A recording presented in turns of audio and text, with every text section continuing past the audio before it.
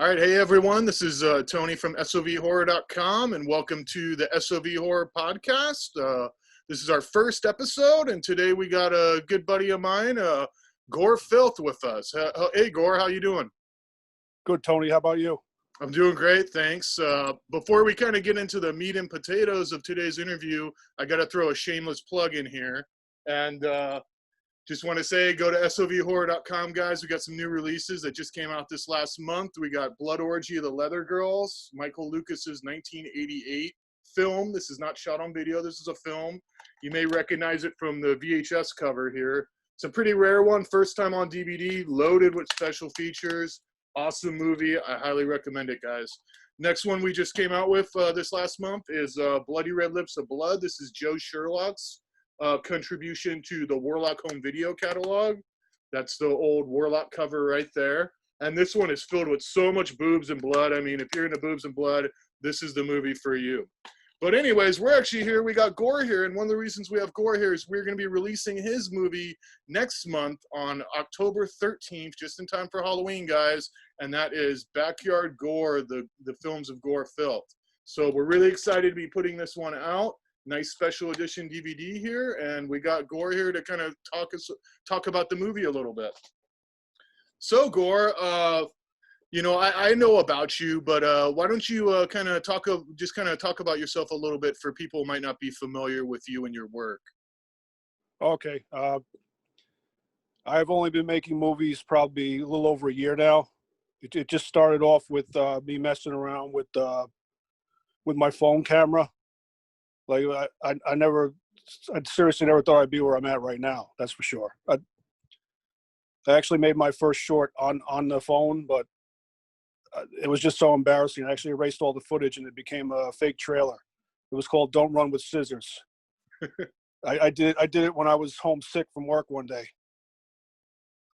The special effects, if you want to call it that, was basically just I think it was grape juice, some soy sauce coming out of my mouth, and me stabbing myself with scissors, and there's not much else to it than that, but I just turned into a fake trailer.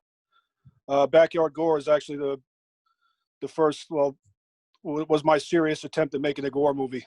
I had done 3 on VHS before that. It was Chainsaw Dismemberments 1 and 2, and it was a zombie penis dissection, were 3 shorts I just made to test out my camera.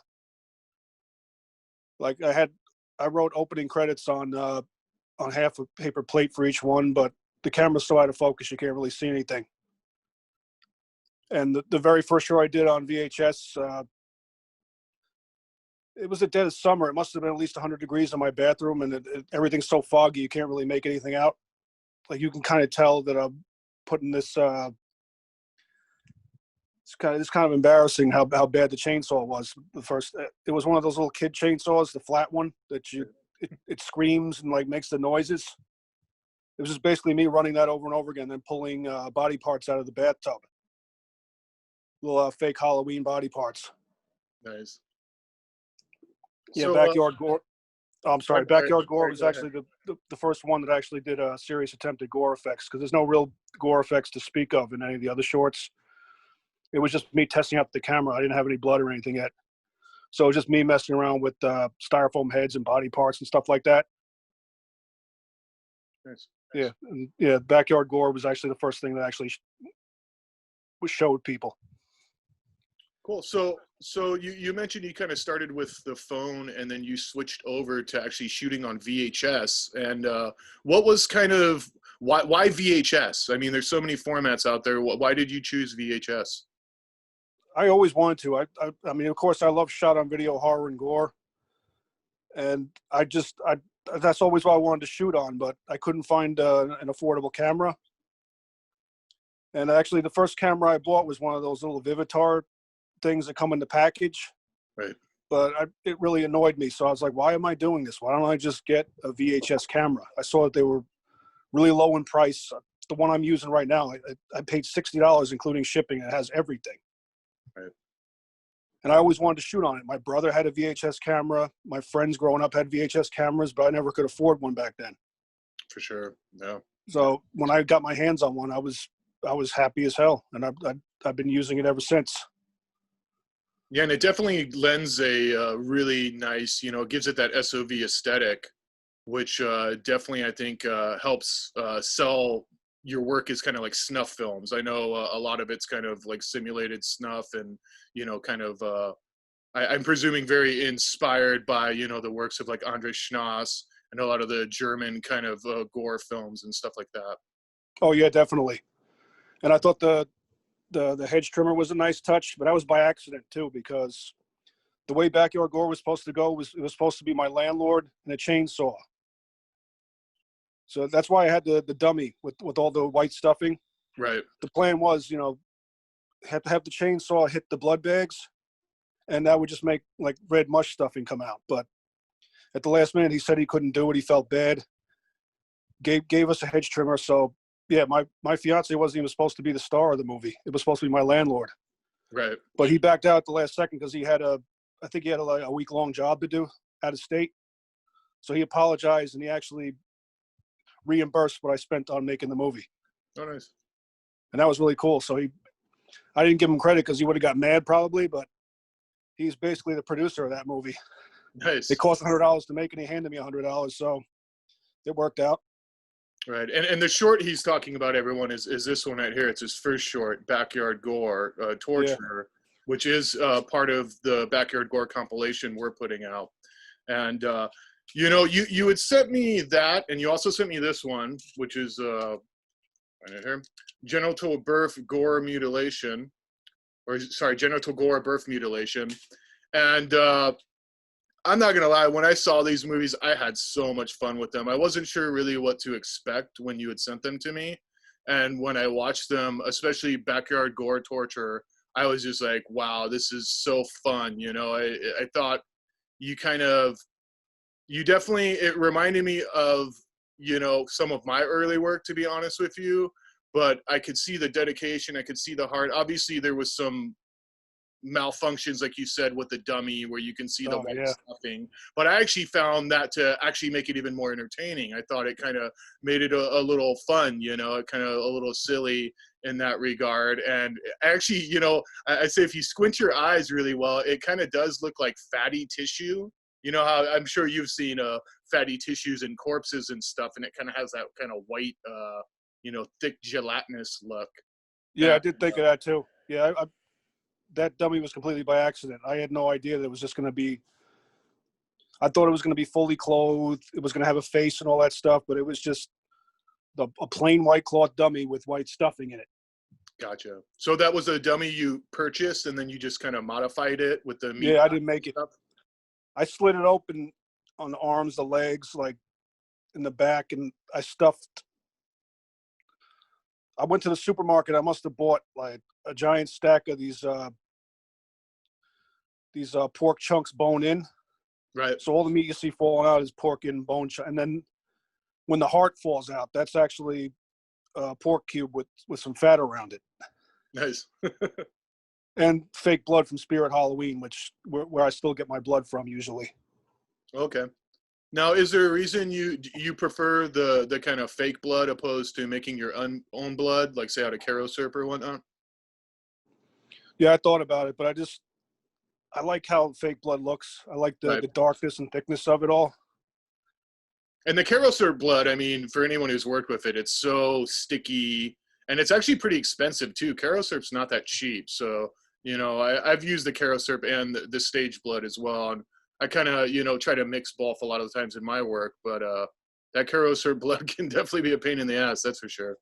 Yeah, the fake blood is so thick. Like I can water it down. It's still thick, and I get double the blood out of it. Nice. So we talked a little bit about Backyard Gore Torture. We got to definitely talk about Genital Gore Birth Mutilation. I mean, this is probably your craziest film that I've seen, at least to date. I know you've done a few more things recently. Yeah, as fake as it is, even some of my gorehound friends refuse to watch it. For sure. I mean, I don't want to go too in depth because I want people to be surprised when they see the movie when it comes out. But there's definitely some strong sexual violence in the film. And what I find interesting, and you mentioned it to me, was you actually shot this one all by yourself. So how kind of what was really the impetus for you to actually make this one completely by yourself? I thought it'd be a fun idea, especially since nobody wanted anything to do with that concept. Right. Like nobody was touching that. My fiance said, no, not only do I not want to help, I don't want to see it. She's one of the people that adamantly will not watch it. Right. But she starred in my first one and in my third one. But those are more fun and not like Sure. that. Genital gore, birth mutilation was, I said, like there was a lot of influence from Lucifer Valentine, but also there's a lot of influence from German director El Gore. Like El Gore was the first person I saw doing a lot of that stuff. Like he shot a lot of stuff by himself. He he used a lot of no budget effects, but it had a great atmosphere. Like it was really grimy looking. Like you felt like you were watching actual snuff films. For sure. What I love is, and I don't think it's giving too much away, is the birthing scene right in the beginning of the film, and I love the music for this one. And we have to mention you have great kind of grindcore and noisecore soundtracks on most of your films, which are a lot of fun. And, oh yeah, yep. I'm this all particular about Gore. one has a soundtrack by Anal Birth. And I find it really funny that the baby was born out of the butt. So was that intentional? Did you use anal birth because you had that concept for the film, or was it kind of vice versa? Yeah. It was actually, that's where the title came from. It was actually kind of a combination of both bands that I'm really into, genital gore and anal birth. Okay. I mean, the anal birth guy I know pretty well, but the genital gore guys, like I never really was able to get in contact with them, so I didn't want to just use their stuff without permission or anything. For sure, yeah. So I just decided to use Anal Birth's last recording as the whole soundtrack. Oh, nice. Okay, cool. And then there's also a couple more on here.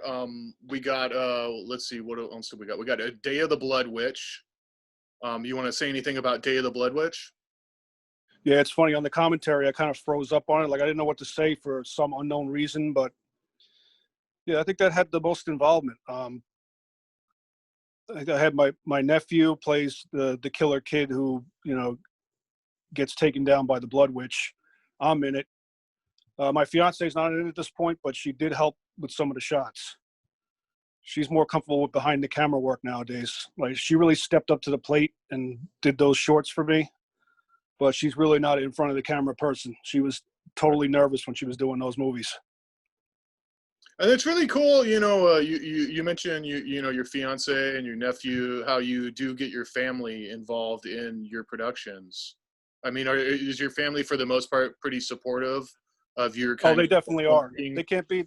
Yeah, they definitely are. They can't be as involved as they used to be, but I'm always down to have them if they ever.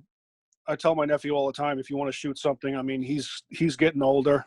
Right. Like, he's got his friends and everything else, but they sound interested to want to shoot something. So all they have to do is say the word, and I'll go get the supplies, and we'll do something. Right. Nice. Yeah, and what I like about Day of the Blood Witch is I kind of like it. It almost reminds me like I'm waiting for a sequel to it. You kind of have a setup and it kind of goes to the end, and I don't want to give it away once again, so sorry to be so vague, people, but it kind of reminds me like it's set up for almost a sequel. Is there an intention to do like a sequel to that one or any of your other shorts?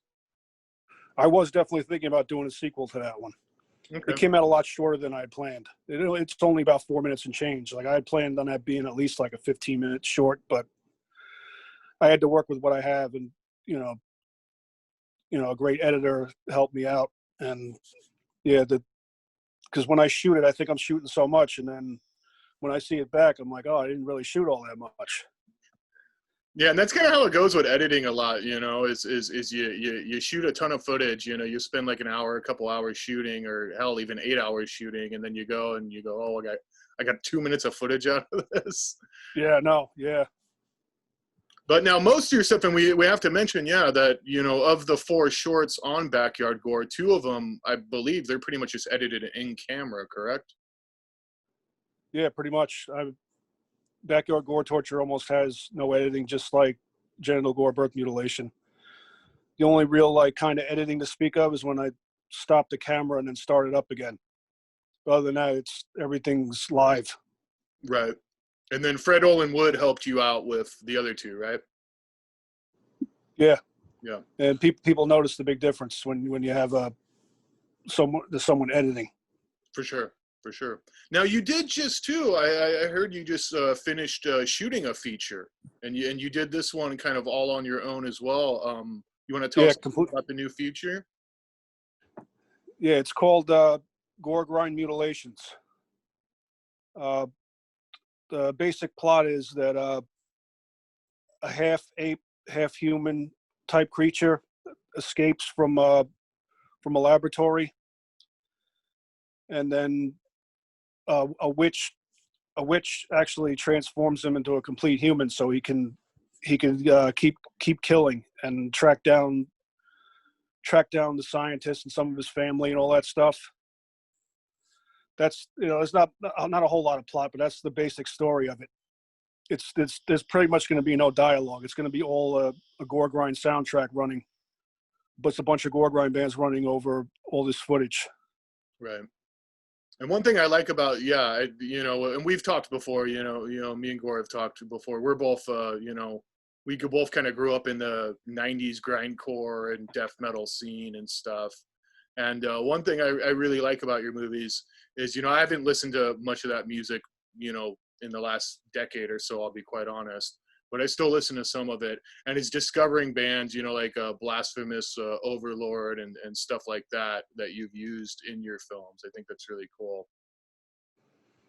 Yeah, Blasphemous Overlord is Bob McCobb.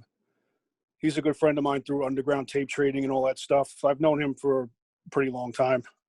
Right. And my friend Steven, who goes under the name Embryo in the noise scene, he actually came up with the idea for the opening for genital gore birth mutilation. He was actually kind of like scratching his head when I thanked him for it, because I thank him for it in the ending credits. Right. He's like, "You really have to thank me for that." But I was like, "Nah, I give credit where credit's due. I'm not going to just take somebody's idea and not give them the credit for it." For sure. Yeah. Cool. So is there any kind of planned release for the new feature? Are you still kind of wrapping it up? What's kind of the status on that? Everything's shot. I just got to add the music to the footage. And then Fred Olin Wood was nice enough to offer to add opening and closing credits. I was going to do it kind of like Chainsaw Scumfuck, like written in fake blood, but I was just having a hard time because I don't have enough blood, first off, and when you write something in it, it just runs. Like, I'm guessing they used a mix of magic marker and blood, but for a feature credits like that, for a short credit, it's fine, but like feature didn't work out too well. It's a lot of credits, typically, yeah. So I asked Fred if he would do the plain old red over black background like I used to see in so many 80s straight-to-video horror movies, because I like that look. Nice.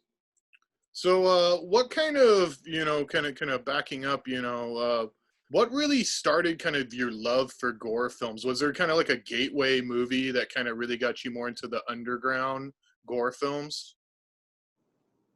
That was most definitely the shirt you're wearing, Cannibal Holocaust. That opened the floodgates. I mean, before that, of course, I fell in love with the original Evil Dead, its sequel, Texas Chainsaw Massacre. But like, yeah, Cannibal Holocaust opened that whole, like, just wanting to see the most nasty underground gore I could possibly find. And it's still one of my favorite movies of all time till this day. Oh, it's a great one. It's a great one. I don't know about you, but like for me in particular, Cannibal Holocaust, I bought a bootleg of it, and was how I first saw the film. I remember just the bootleg cover art that I saw at this. We had this cool video store here in San Diego that would actually sell bootleg VHS, and that's how I got into a lot of extreme gore and stuff like that. That's where I bought Violent Shit for the first time, and stuff like that. And I just remember, yeah, that cover, just like, wow, what is this? And then you watch the movie and you're just like, holy fuck. this is a game changer, you know. Yeah, I started getting Deep Red magazine from Chaz Ballin, who Okay. is known for that plus the Gore score.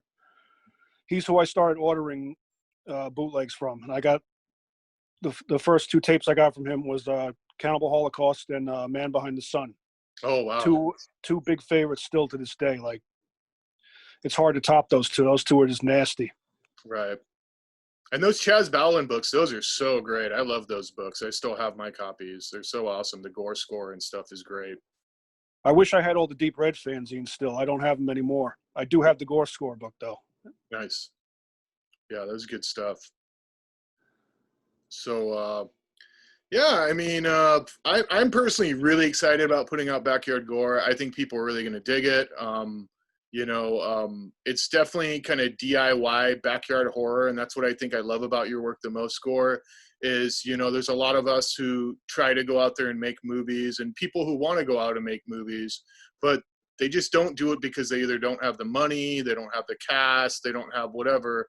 And what I loved about your work from the first time I even saw it was your passion is in there, and obviously you're not letting your limitations stop you from trying to create your work, regardless if you don't have a ton of money or a ton of people to help you out.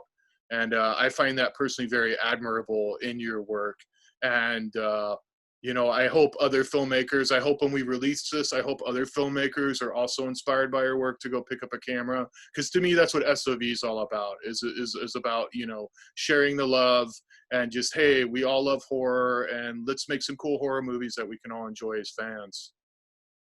Oh yeah, definitely. A year ago, before I started doing this, I never had any intention of making any movies. I guess what kind of pushed me was I saw these documentaries where these no budget filmmakers were basically saying, you got no excuse. Like, I don't want to hear, I don't have the money, I don't have this, I don't have that. It's like, you can make a no budget movie, start from there, like basically that kind of thing. Right. I said, right, I have no excuse, because growing up, I was under this notion you had to put a bunch of money up front. You needed like distribution, you needed all this money, all this backup and everything else. But it's not true. Right. I mean, especially making what I make. I mean, I come out and say it. I say I make Z-grade trash. You don't like it, then don't watch. I don't care. For sure. That's awesome. That's awesome. So, I got to ask you, and this is something I kind of want to ask everyone who comes and guests on this. Do you have a favorite shot on video movie? Yeah, I do. I would definitely. It's always hard to that pick. Would definitely be. I think it would be Mermaid in the Manhole. Oh wow! Okay. From the Guinea Pig series. That's like with Cannibal Holocaust and Man Behind the Sun. That's up there in top favorites. Right. That one's absolutely disgusting. I love that one too. The best movies are the ones that live up to the hype. Like, so many movies have the hype, and then you watch them, you're like, it wasn't that bad. You watch these, right. You're like, they were that bad. What's great about Mermaid in a Manhole is, not only does it have those amazing special effects in it, but the story's actually really cool too. The whole definitely, and all that stuff is just, it's really cool. Yeah, not only was the gore amazing, but the twist at the end was like, wow. Right. That movie just blew me away. Yeah. Same here. That was another one that I bought from that bootleg video store that we had out here. And just once again, just based off of cover, that was the first guinea pig movie I actually saw. And love that one. So good. I actually started renting movies from a video store late before it closed in 2001 for a good couple of years. I had never thought of going into my local hole-in-the-wall store. I thought it was just a regular, they were going to have like whatever was hot, whatever was the new movie. Sure. I walk into this store that I used to walk by every day, and there's documentaries, there's like Secret Life of Jeffrey Dahmer, The Suckling, like all these movies I wanted to see were there. I couldn't believe it. So I caught the end of it. Yeah. I mean, they had Blockbuster and Hollywood and all that stuff, but you needed a credit card back then. Sometimes I would borrow my friend's credit card to go get Faces of Death from Hollywood Video or whatever was around at the time. But yeah, I missed the very early first explosion. I missed that by a couple of years. I'm only 42 now, but I'm glad I got to catch the end of video stores. Yeah. I mean, you see behind me, most of this is from the end of video stores. I mean, it was so sad, but it was kind of cool at the same time because you could literally go buy tapes for like 50 cents, you know, when they were all closing. I got some great stuff for like 50 cents a dollar back then. Yeah, because all that stuff like Wizard Video, like I just have like good memories of that being a little toddler, like drooling over these movies, wanting to see them so bad. But I was only 8, 9 years old, so I wasn't going to be able to go see Zombie or, you know, anything like that. But I had in the back of my mind, I was like, as soon as I can get that movie, I'm going to get it. And when I saw it, I wasn't let down. It was worth the wait. I remember when I first saw Zombie, I was visiting my cousin in San Francisco, and I was probably only about 8 or 9 actually. And we went to, and it actually was a Blockbuster, I believe. We went to this rental store. I think it was a Blockbuster, and we're walking around trying to pick out horror movies. You know, I was already a little horror freak by that point, and I overhear these guys talking about Zombie, and they mentioned the splinter in the eyeball, and I was like, oh gosh, I gotta rent this one. That sounds crazy. And I remember taking it, you know, renting it and going back to my cousin's place, and pretty much everyone promptly fell asleep while I sat there just like eyes glued to the screen and just like, wow, this is so amazing. And when you first see that eyeball gouge, it's, you know, it's just so amazing, especially at that age. You know, I don't think I'd ever seen anything that crazy, so to speak, in a film at that point. Yeah, because before that, you had USA Up All Night, you know, HBO. We had HBO when I was a kid because my dad had to have HBO. That was the good part. So I got to see some obscure movies late at night while everybody was asleep. Yeah, Cinemax was another big one. I remember Cinemax. They were the one that would play all the kind of more trashy films. You get a lot of the kind of like real B movie, like Rick Sloan and Dave Dakota type of movies, a lot of the softcore stuff as well. But HBO would play cool stuff too. You know, those the cable, you know, 90s cable was just so much fun. 80s and 90s cable. It was kind of like the Wild West of what they would play. They were all competing to have, you know, more movies than the other channel. So I think some of the programmers didn't give a shit what they played as long as they were playing movies, you know? Yeah. Cool. Well, I got to ask too, you know, we're probably going to close down pretty soon here, but is there any like kind of up and coming filmmakers or anything that you're kind of like really that's on your radar right now that you're really into that you'd like to recommend to other fans who are maybe just getting into gore films or, you know, kind of micro budget DIY type filmmaking? Yeah. Speaking of which, I have the cup for the young man's company, Shot on Video Films, Michael Bellamy. Definitely a good up and comer. Also, there are some really you know, young kids that are making some pretty good gore already. I would say Gage Black and Ben Gaudet. They're 13 and 14, and they're already making some pretty badass gore movies already. Right. And Mike he's already in film school. He's been making movies since he was 12. He's just getting better and better at it. Oh, Mike's stuff is great. Yeah. I'm a fan of Mike's work as well. Tape of Karma is so much fun. I mean, when I first saw that, I was like, wow, this guy's playing every character. He's doing everything, but he kept it at an engaging story, and you could still tell the difference between all the characters, you know, and very impressive. That's kind of what inspired me. I mean, I don't do it as good as him, of course, but that him being a one-man operation, I was like, that's great. Right. I mean, yeah, it's cool to have people to shoot with, but the one-man operation thing, if you get it down, it's total control. You don't have to answer to anybody.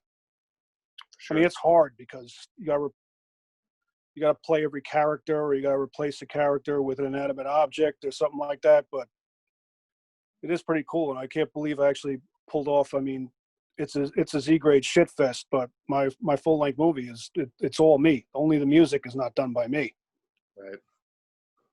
Well, I know I'm personally going to say I'm really excited to see your next film, and I think people are really going to dig Backyard Gore, and we're really excited about putting that one out. And you know, thank you for letting us put it out. Thank you for letting us share your Z-grade trash with the world, and hopefully people really dig it. And you know, and yeah, I mean, it's so much fun. I really think people are gonna have a good time with it. Yeah, that's never in a million years I think things would get where they are now. I mean, I said I'll shoot a couple of shorts, show them to some people that I look up to. You know, never did I think like, oh, this was going to happen. Like people, you know, actually are really excited for it. Right.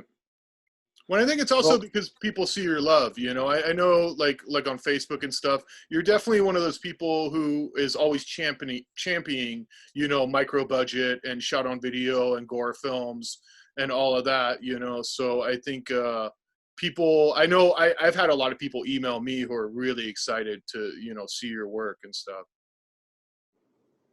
yeah, I'm still blown away by it, and yeah, I'm always more about, you know, supporting the next guy. I don't worry about what you know what's in it for me. I'm already getting what's in it for me. It's just I'm still amazed. That's cool. So, is there any other kind of future projects you plan on doing anytime soon, other than your feature that you're wrapping up? I did shoot a short for Grindsploitation 9. I was very excited to get on that. Nice. I worked on Grindsploitation 1. They that had Cannibal Vampire Call Girl Hookers from Outer Space Part 3. Oh, that's right. I still got to see them. I haven't seen one yet, but I got the first three, and I'm looking forward to checking them out. Nice. Yeah, it was pretty cool. I mean, I remember I was really excited. I'm not gonna lie, I haven't watched the movie either, Gore. So, but I remember I was very excited because Troma put it out, and I'm sure you're as just a big of a Troma mark as I am. You know, I love Troma. Yeah, well, yeah. That When I thought about it, I was that like, dream come true. maybe not technically, but kind of. I am like, yeah, but I am in a trauma movie. That's pretty cool. That's awesome. So what kind of short did you do for Grindsploitation 9? I don't know if you want me to say the title, but I mean, it's not as racy as Genital Gore, but Oh, you can curse. You can say whatever. Yeah. the short's called "For Sex I'll Use the Fucking Head." Oh, nice. See, when I'm with my nephew and stuff like that, I gotta, you know, I'll let the blood flow, but you know, I keep the obscenity down. But when Sure. I'm by myself, I go nuts. It's just what I do. Nice. Well, that one sounds pretty disgusting and great. So I'm looking forward to checking that out for Yeah, sure. I just figured, you know, as nasty as I can get with what I had laying around, and that's what happened. Awesome. That one I shot on my phone because, you know, it's hard to, you know, it's hard to get on an anthology like that with VHS tapes. So I figured I'd try it out, and Right. I put a vintage filter on it, and it looks just like VHS. So, Nice. but I will be shooting more actual VHS. But I'm probably gonna change it up with like VHS and my phone, like, you know, whatever is handier at the time. But I don't plan on getting rid of my VHS camera anytime soon. I love shooting on it too much. Oh, please don't. Please don't. We love watching it. You know, these phones, and I just recently kind of discovered the whole VHS filter phone thing. I'm not really hip to technology, believe it or not. And No, me either.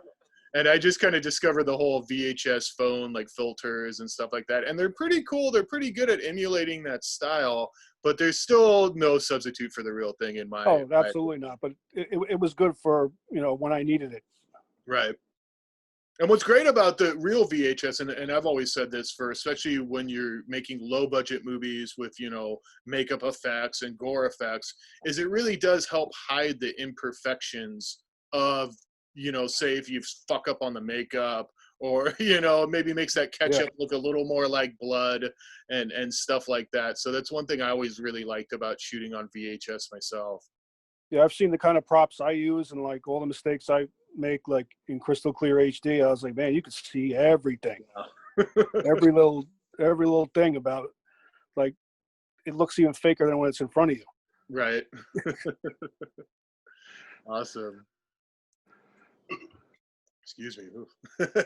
Anyways, well, yeah, man, it's been a blast rapping with you, and I appreciate you coming on. Anything you want to plug, or anything else you want to mention before we kind of close it off here? No, you've given me plenty of support. I just want to tell everybody out there, support SOVHorror.com. I don't want to see this company go under. Thank you, man. I appreciate it. They do great things. Thanks, I really appreciate it, and we appreciate having you as part of the catalog, Gore.